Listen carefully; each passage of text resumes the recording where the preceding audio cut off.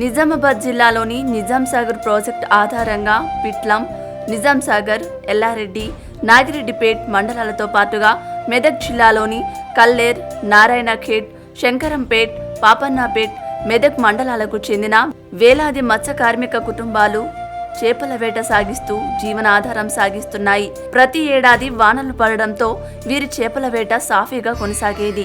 అయితే ఈసారి సరైన వర్షాలు లేక సాగర్లో ఉన్న నీరు కూడా పూర్తిగా అడుగంటిపోవడంతో చేపల ఉత్పత్తి బాగా తగ్గిపోయింది. ఇక్కడ చేపలు పట్టుకుంటానికి వచ్చిన ఇప్పుడు కాదు సార్, 20 ఏళ్ళ నుంచి చేపలు పడుతున్నాను నేను.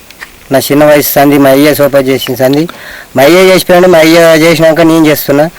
20 ఏళ్ళ సంది కూడా నా బుద్ధి తెలిసిన సంది అంటే 20 ఏళ్ళు అవుతుంది. ఇప్పుడు నాకు 3 పిల్లలు అయిపోయారు, కానీ ఇక్కడనే చేస్తున్నాను నేను. ఇప్పుడు అన్నేళ్ళు పట్టింది అంతే అయిపోయింది. ఇప్పుడు ఒక 2 నెలల సంది బాగా షార్టేజ్ అయిపోయింది. పిల్ల పోస్తే వాళ్ళు కూడా వాళ్ళు గ్యారంటీ లేరు. పిల్ల ఇక్కడ పోస్తే ఇటు ఎమ్మటే నీళ్ళు తీసేస్తారు.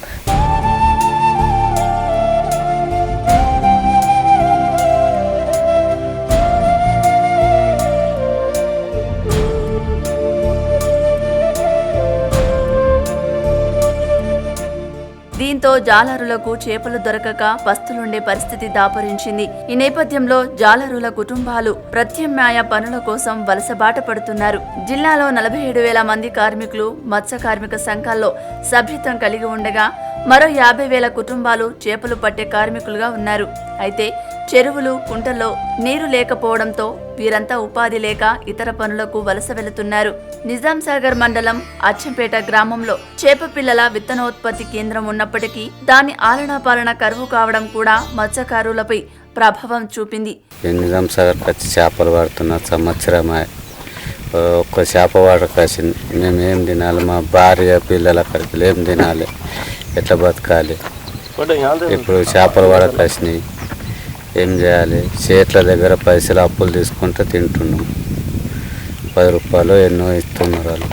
ఇక మాకు సరిపోతలేవు, తిండికి సరిపోతలేవు. ఇప్పుడు మేము ఏం చేయాలి? ఏం తినాలి?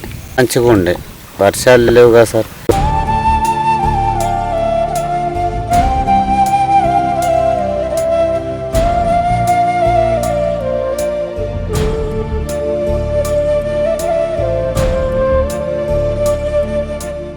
కాగా నిజాం సాగర్ ప్రాజెక్టులో నిండుగా నీరు ఉన్న సమయంలో చేపల వేట బాగా జరగడంతో మత్స్యకారులు అక్కడ దొరికిన చేపలను పిట్లం మార్కెట్కు తీసుకువచ్చి విక్రయించేవారు.